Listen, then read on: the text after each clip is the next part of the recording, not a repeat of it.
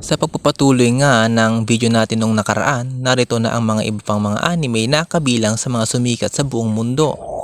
Kung gusto mo nang malaman, humanap ka na ng pwesto at ituloy na natin.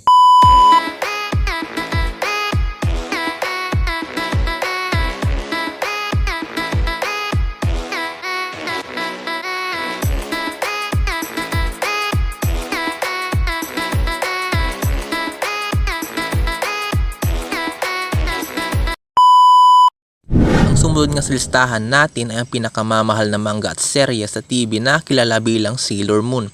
Ay naging sikat mula pa noong debut nito noong unang bahagi ng 90s.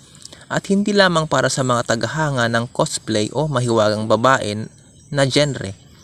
Ang kwento ay sumusunod kay Uzaki Tsukino, isang batang mag-aaral na pinagkalooban ng ilang mahimalang kapangyarihan. Salamat sa isang nagsasalitang pusa na nagngangalang Luna. Nag-transform siya sa kanyang mahiwagang alter ego, si Sailor Moon, isang bayani na inatasang labanan ang masasamang puwersa ng Dark Kingdom na pinamumunuan ni Queen Beryl kasama ang kanyang mga kapwa-prinsesa ng buwan. Samantala, si Reyna Beryl ay nagpapatawag ng mga halimaw na tinatawag na Yoma na kumukuha ng enerhiya mula sa mga tao. Nakatutok siya sa Silver Crystal, isang hiyas na may kakayahang walang kalimitasyong kapangyarihan. Bagamat marami ang nag-iisip na ito ay para lamang sa mga bata, ang Sailor Moon ay available sa parehong subtitle. Hindi pinutol, mature na mga version at sa binansagang twin-approved na mga version. Ang original na paglabas nito sa Estados Unidos ay lubos na nasensor noong panahong iyon na kung minsan ay nagkakatuwang mga resulta.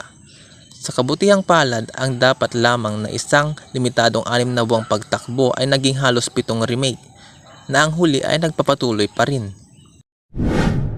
Ang sumunod sa listahan natin ay marahil alam nyo na, walang iba kundi ang Naruto.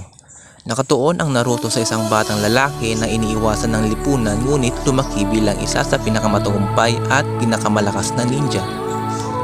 Ang pilyo ngunit optimistic na kalaban, si Naruto Uzumaki, ay isang minamahal na karakter ng anime batay sa manga ni Masashi Kishimoto.